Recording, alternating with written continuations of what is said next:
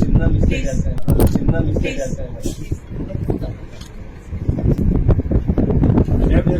చాలా అన్యాయం జరిగిందట. ఆయన ఫీల్డ్ లో లేకపోతే సినిమా గెలిపాడు 2000 ఓట్లు.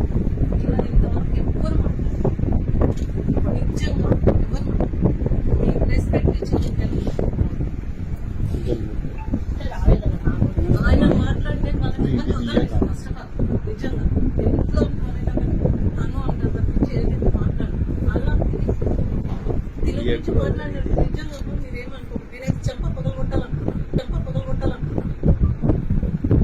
నా భర్త నా మీద రైట్స్ ఎవరికి లేదు, తప్పు చేయలేదు.